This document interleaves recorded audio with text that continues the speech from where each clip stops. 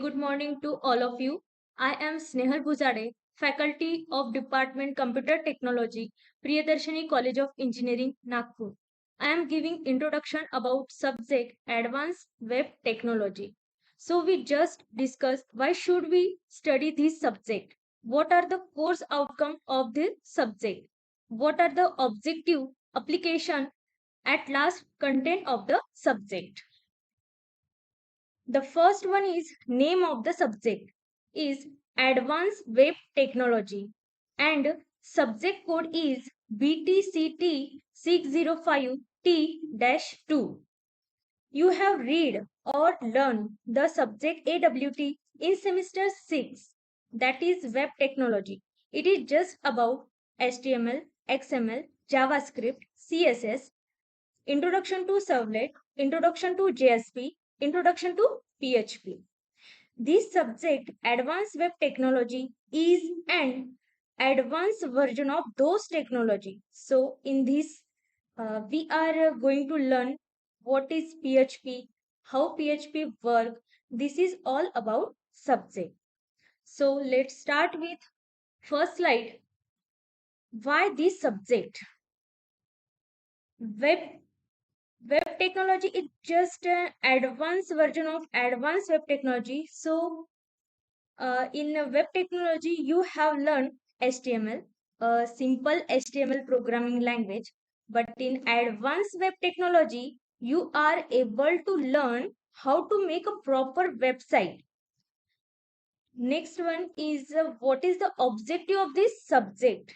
Basically, as usual, you know that a website is the collection of web pages. So when we complete our all COs, we are able to learn how to develop or how to create a web page.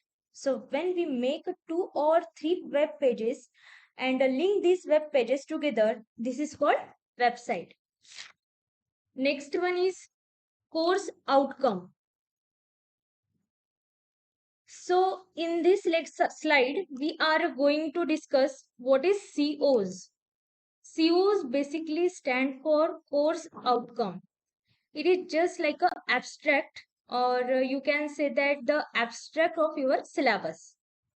This is just an overview of your syllabus, and after the compilation of CO1, we are able to learn about what is CO2. So when our CO2 will be completed, we are able to learn to represent web data and XML document handling. We are learn what is web data, how we are able to represent data and web application, and what is XML document handling, how we are handle our document and XML. XML is a basically stand for extensible markup language. So these are two COs which are going to learn step by step. After the completion of two COs, we are switched to third COs. We are able to understand servlets. Servlet is a simple Java program that run on server and capable of handling request and generating dynamic response. When we are complete third CO, we are able to understand general architecture and purpose of servlet. Understand how to create the a basic servlet. Then next is a CO4. In a CO4, we learn how to write dynamic part in Java. Okay, we write a dynamic part in Java, not a Visual Basic or other MS specific language. So JSP is more powerful and easier to use. We learn in CO4. In a CO4, we learn what is JSP and why do we need it. Then, what is the purpose of JSP directives? Then, what is the JSP action used for? And syntax of JSP, JSP framework. How many tags are there in JSP? This is all about JSP.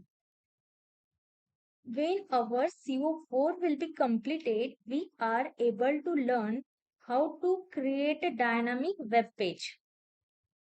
Next is CO5.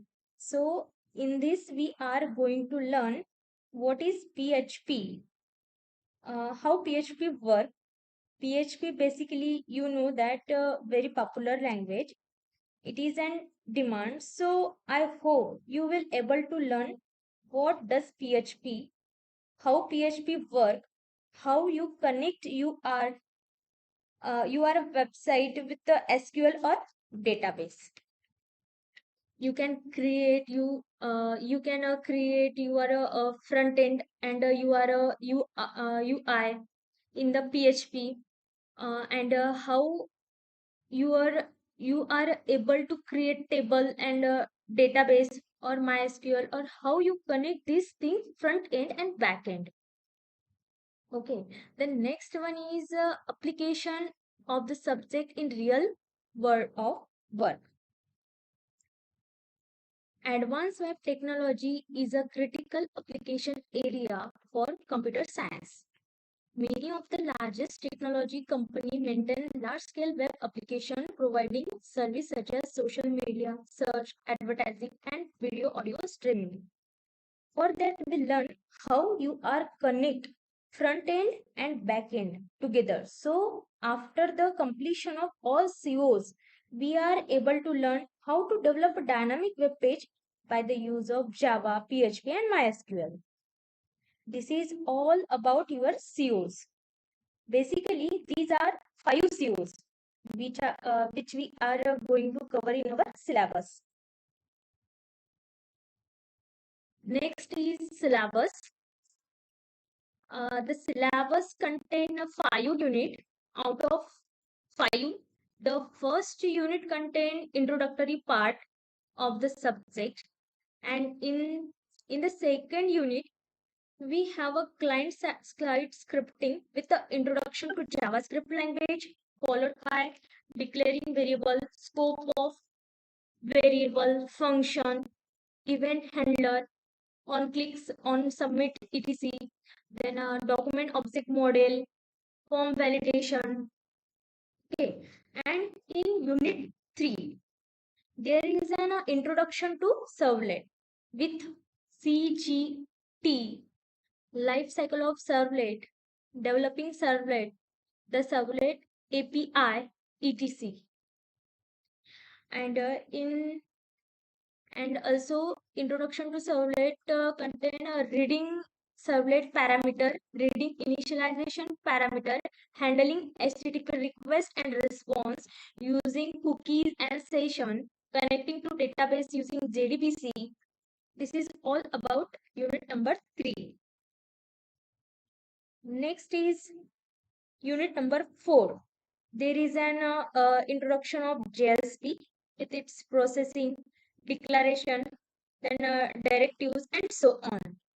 And last, unit contain PHP from the basic of PHP with the variable, data type, array, string, and so on.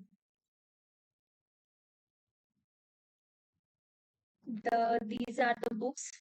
The following books are required for the subject. First one is web technology and second is the complete reference PHP. Other than the textbook, the following are the reference book for the subject. So I hope it is easy, it is clear to all of you about subject. Thank you.